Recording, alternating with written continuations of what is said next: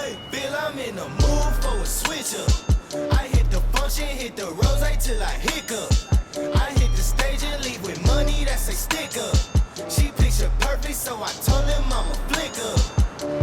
Bill, I'm in the mood for a change up. I leave the city and return with my change up. They got amnesia, don't remember how they played us. They wanna knock me down, but somehow I just stay up. Look.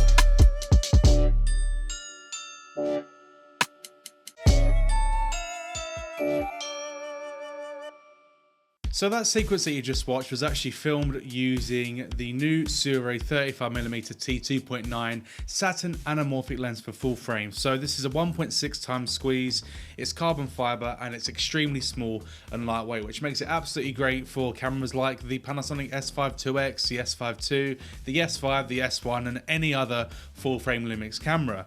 Now, when I compare my experience using this lens to the other anamorphic lenses that I've used in the past, I must say that this one makes it so much more fun to use. The 50mm T2.9 full frame anamorphic lens from Sirui I've also tried out, but it's just so big and so heavy. So when I saw this one and when they said, you know, would you like to check this one out, I was like, well, yeah, definitely, because it's so much smaller. I mean, as you guys can see here, it truly is tiny. So it means that balancing this lens on a gimbal with your Lumix camera will be very, very easy indeed.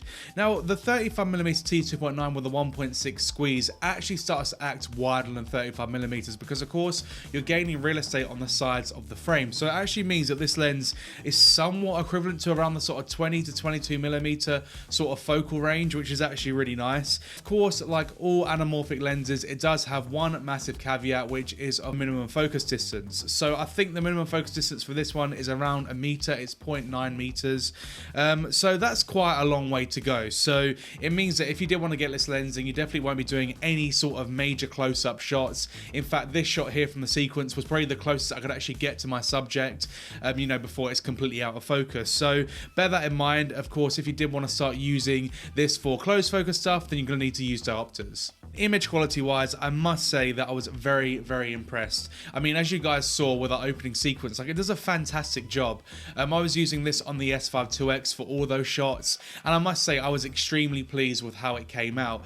I think the 1.6 times squeeze is really nice and it gives you a lot of that anamorphic sort of look.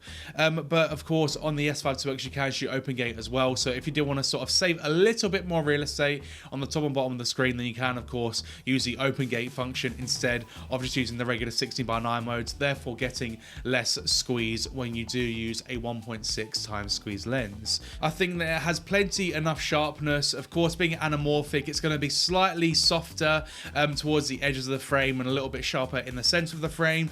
But I think that overall for sharpness and image quality, it does definitely elude that sort of cinematic look that everyone goes for when they do shoot anamorphic.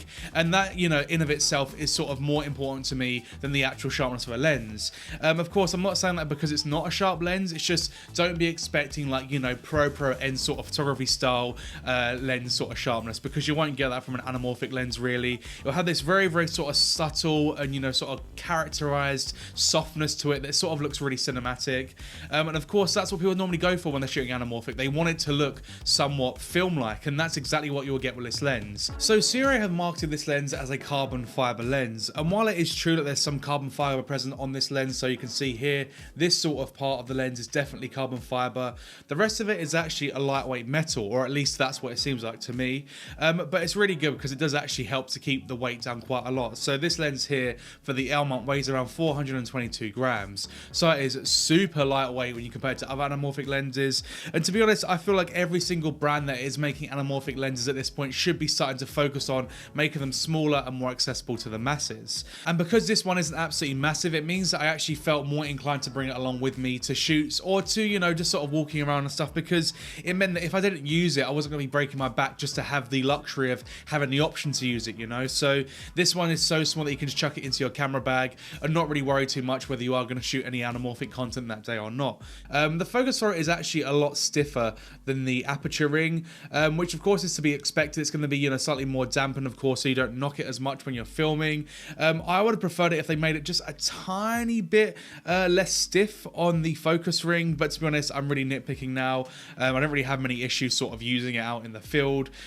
So yeah, I can't really complain too much there. But I think overall, Sirui have built a very, very nice little package here. It'll be great to see maybe like a sort of 75mm T2.9 that has the same form factor. I'm not a lens technician or an engineer, so I'm not too sure exactly whether that's possible or not, but it'll be really nice to see. Sirui have actually made two versions of this lens too, so they've made a natural flare version and a blue flare version. I ended up opting for the natural flare version just because I feel like it could be used in more practical scenarios, and even though I absolutely love the sort of blue flare look that anamorphic can give you, I feel like sometimes it might be a little bit too sci-fi or too overkill for, let's say, the more sort of corporate, you know, sort of client shoot and stuff. So I felt like the natural flare was a little bit more pleasing for the sort of use case that I'd be using this lens in.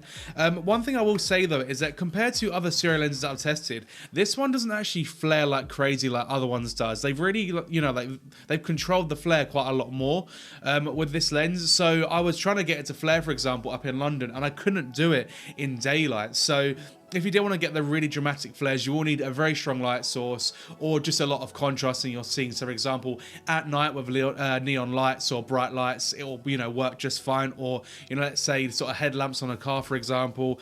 But just, you know that you're not going to get crazy flares all the time with this lens, which is actually quite a nice thing, considering that sometimes anamorphics can go way overboard with flaring. So price wise, this lens will set you back around £1,000 here in the UK. It's actually £1,079.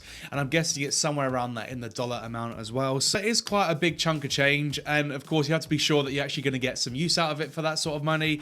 But to be honest, I think that for the quality you're getting, the size, and just the engineering feat of having an anamorphic lens that is this small and this lightweight and full frame, I must say that I do think it is very much worth that price point. And I think they've actually priced it quite reasonably, you know, considering how many different things they would have had to sort of go through in order to make a lens like this. But yeah, so if you have ever been interested in getting into the anamorphic sort of thing, then you should definitely check out this one. And I've actually made a video about another 35mm lens from Sirui, which is actually for Super 35, and there's many good reasons as to why you should shoot Super 35 when shooting anamorphic. If you are interested in learning a little bit more about anamorphic shooting and the pros and cons that it brings, then definitely go check out that video.